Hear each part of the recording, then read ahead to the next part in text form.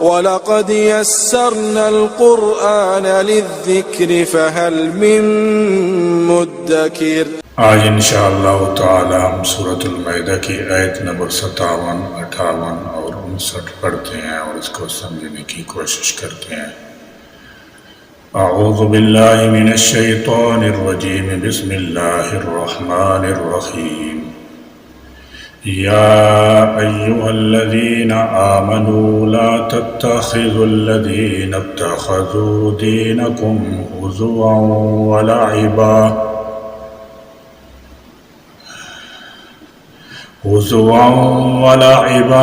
من الذین اوتوا الکتاب من قبلکم والکفار اولیاء واتقوا اللہ ان کنتم مؤمنین۔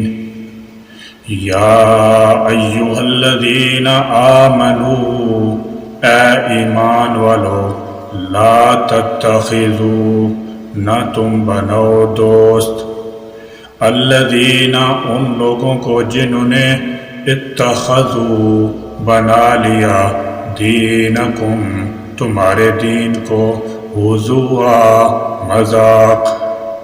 یہود اور مشرکین اپنی بدنیتی کی وجہ سے دین کا مذاق اڑانے کے در پہ رہتے تھے۔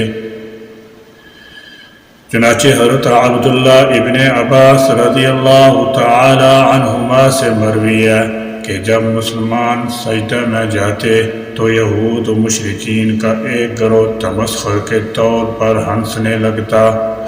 اس پس منظر میں یہ آیت نازل ہوئی۔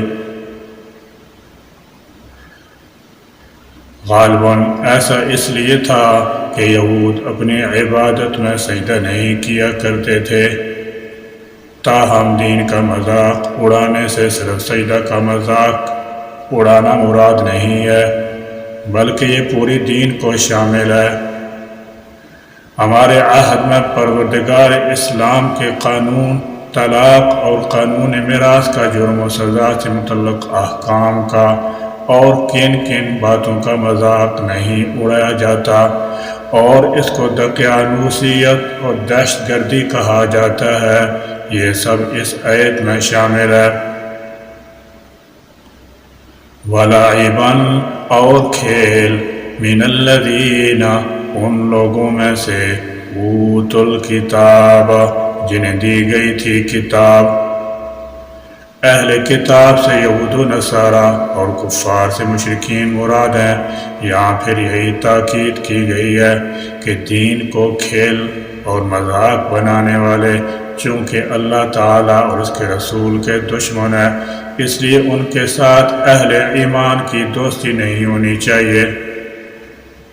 من قبلکم، تم سے پہلے، والکفار، اور نہ بناؤ کافروں کو، اولیاء، اپنا دوست، واتقوا اللہ، اور اللہ سے ڈرو، ان کنتم، اگر ہو تم، مؤمنین، ایمان والے۔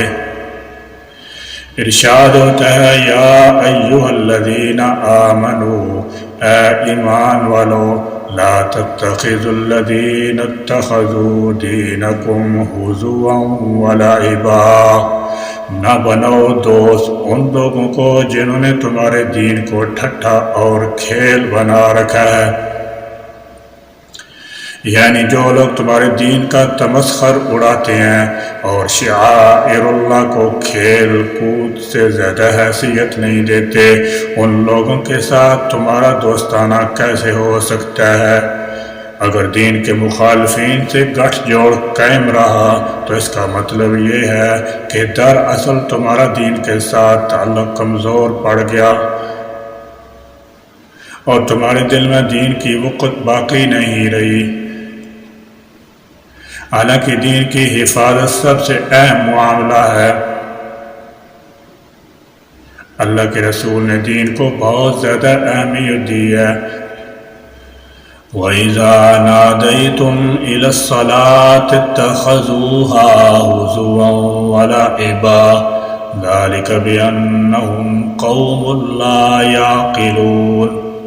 وَإِذَا، اور جب، نادیتم، تم بلاتے ہو الی الصلاۃ نماز کی طرف.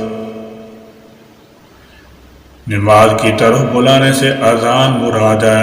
عبادت کے اعلان کے لیے اذان جیسے پاکیزہ اور اثر انگیز کلمات اسلام کی خصوصیت ہے. بعض فقہا رحمۃ اللہ علیہم کے یہاں واجب اور فرض کفایہ بھی ہے. حنفیہ کے نزدیک جماعت کے ساتھ ادا کی جانے والی فرض نمازوں کے لیے سنت مؤکدہ ہے. یہاں تک کہ مسجد میں اذان کے بغیر جماعت سے نماز ادا کرنا مکروہ ہے. جو لوگ سنجیدگی کے ساتھ کلمات اذان کو سنیں اور سمجھیں تو اس سے متاثر ہوئے بغیر نہیں رہ سکتے. لیکن یہود کے دل میں چونکہ پہلے سے بغض اور کدورت تھی، اس لیے وہ بجائے کلمات اذان کو سننے اور عبرت حاصل کرنے کے لیے الٹا مذاق اڑاتے تھے اور کہتے تھے کہ یہ کیسی چیخ و پکار ہے. اللہ تعالیٰ جل شانہ نے مسلمانوں کو تنبیہ فرمائی ہے جو لوگ تمہارے دین کا تمسخر کرنے سے بھی نہیں چوکتے، تمہارے لیے کیسے روا ہو سکتا ہے کہ تم ان سے محبت اور دوستی کا تعلق رکھو. اتخذوا وہ اسے بنا لیتے ہیں ہزوا ہنسی مذاق ولعبا اور کھیل. ذالک بانہم یہ اس لیے کہ وہ قوم لا یعقلون ایسے لوگ ہیں جو عقل نہیں رکھتے. اذان مسلمانوں کے شعائر میں سے ایک شعار ہے جس میں یہ اعلان کیا جاتا ہے کہ اللہ تعالیٰ کے سوا کوئی الہ نہیں، کوئی معبود نہیں، اور محمد صلی اللہ تعالی علیہ وسلم اللہ کے رسول ہیں. اور یہ اعلان ہی دراصل تمام کافروں، خواہ وہ مشرکین ہو یا یہود نصارہ ہوں، سب کے لیے دکھتی رگ تھا، کیونکہ مشرکین تو اللہ کے صرف اکیلے الہ ہونے کے قائل نہ تھے، دوسرے آپ کو اللہ کا رسول ماننے کو تیار نہ تھے. اسی طرح یہود و نصارہ بھی آپ صلی اللہ تعالی علیہ وسلم کو سچا نبی سمجھنے کو تیار نہ تھے، اور یہی کلمات دراصل ان کے اور مسلمانوں کے درمیان باعث نزاع اور موجب جنگ بنے ہوئے تھے. پھر دن میں جب 5 بار باباؤں کے تاحل انہیں کلمات کا اعلان کیا جاتا تو وہ سیخ پا ہو جاتے اور اللہ کا اور اس کے رسول کا اور مسلمانوں کا سب کا مذاق اڑاتے اور پھبتیاں کسنے لگتے. بعض روایات میں آیا ہے کہ مدینہ میں ایک عیسائی تھا، جب وہ اشہد ان محمد رسول اللہ کے کلمات سنتا تو کہا کرتا قد حرق الکاذب، یعنی جھوٹا جل کر تباہ ہوا. بدعا کے یہ کلمات دراصل اس کے دل کی جلن کا مظہر تھے. اب اتفاق کی بات ہے کہ ایک رات ایک لڑکی اس کے گھر میں آگ لے کر آئی. وہ خود اور اس کے اہل خانہ سو رہے تھے. نادانستہ طور پر وہ آگ کی چنگاری اس کے ہاتھ سے گر گئی، جس سے سارا گھر اور گھر والے بھی جل گئے. اس طرح اللہ تعالیٰ جل شانہ نے اس کی بددعا کو اسی کے حق میں سچ کر دکھایا. اس کا قول سچا ہو گیا اور جو جھوٹا تھا واقعی جل گیا. نیز ایک اور واقعہ بھی صحیح روایات میں منقول ہے، اور وہ یہ ہے کہ فتح مکہ کے بعد جب آپ حنین سے واپس آ رہے تھے تو راستے میں سیدنا بلال رضی اللہ تعالی عنہ نے اذان کہی. چند نوجوانوں نے اذان کے کلمات کی ہنسی اڑائی اور اس کی نقل اتارنے لگے. ان نوجوانوں میں ابو محذورہ بھی شامل تھے. آپ نے ان کو اپنے پاس بلوایا اور اسلام کی دعوت پیش کی. ابو محذورہ رضی اللہ تعالی عنہ کے دل میں اللہ تعالیٰ نے اسلام ڈال دیا. خوش آواز تھے، لہذا آپ نے انہیں مکہ کا مؤذن مقرر فرما دیا. اس طرح اللہ کی قدرت سے نقل اصل بن گئی. حدیث میں آتا ہے کہ جب شیطان اذان کی آواز سنتا ہے تو گوت مارتا ہوا بھاگ جاتا ہے، جب اذان ختم ہو جاتی ہے تو پھر آ جاتا ہے، تکبیر کے وقت پھر پیٹ پھیر کر چل دیتا ہے، جب تکبیر ختم ہو جاتی ہے تو آ کر نمازیوں کے دلوں میں وسوسے پیدا کرتا ہے۔ شیطان ایک ہی طرح شیطان کے پیروکاروں کو اذان کی آواز اچھی نہیں لگتی، اس لیے وہ اس کا مذاق اڑاتے ہیں۔ اس آیت سے یہ بھی معلوم ہوا کہ حدیث رسول صلی اللہ تعالی علیہ وسلم بھی قرآن کی طرح دین کا ماخذ اور اسی طرح حجت ہے، کیونکہ قرآن نے نماز کے لیے ندا کا تو ذکر کیا ہے، لیکن یہ ندا کس طرح دی جائے گی، اس کے الفاظ کیا ہوں گے، یہ قرآن کریم میں کہیں نہیں ہے۔ یہ چیزیں حدیث سے ثابت ہیں جو اس کی حجت اور ماخذ دین ہونے پر دلیل ہیں۔ حدیث کے ماخذ دین اور حجت شرعیہ ہونے کا مطلب ہے کہ جس طرح قرآن کریم کی نص سے ثابت ہونے والے احکام فرائض پر عمل کرنا ضروری ہے اور ان کا انکار کفر ہے، اسی طرح حدیث رسول صلی اللہ تعالی علیہ وسلم سے ثابت ہونے والے احکام کا ماننا بھی فرض اور ان پر عمل کرنا بھی ضروری ہے اور ان کا انکار کفر ہے۔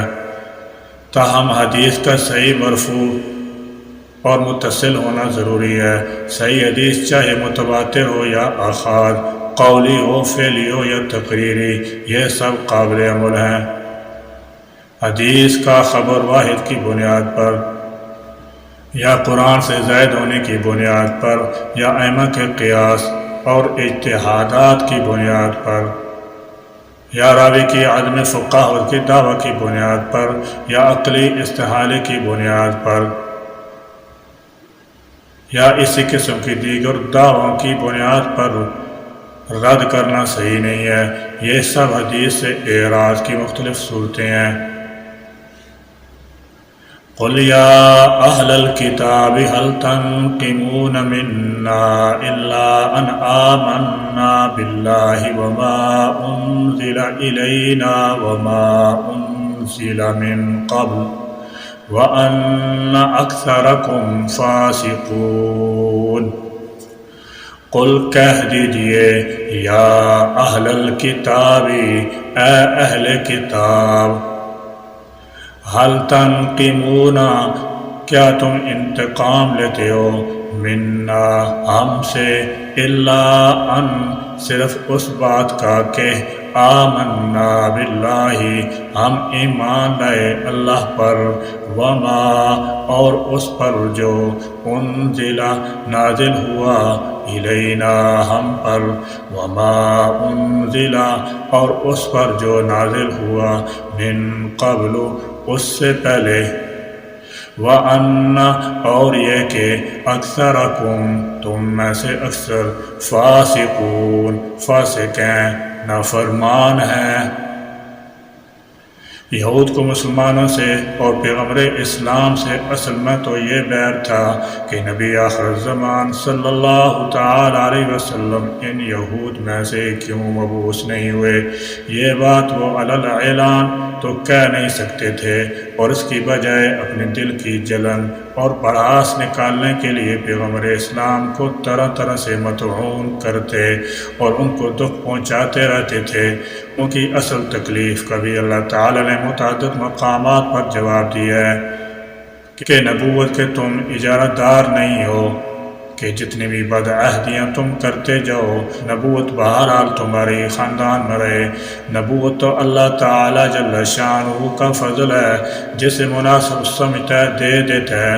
اس آیت میں اللہ تعالیٰ جل شانہ اپنے پیغمبر صلی اللہ علیہ وسلم سے فرماتے ہیں کہ ان یہود سے بھلا پوچھو تو صحیح کہ آخر ہم نے تمہارا کیا بگاڑا ہے جو مستقل طور پر ہم سے عداوت پر اترائے ہو۔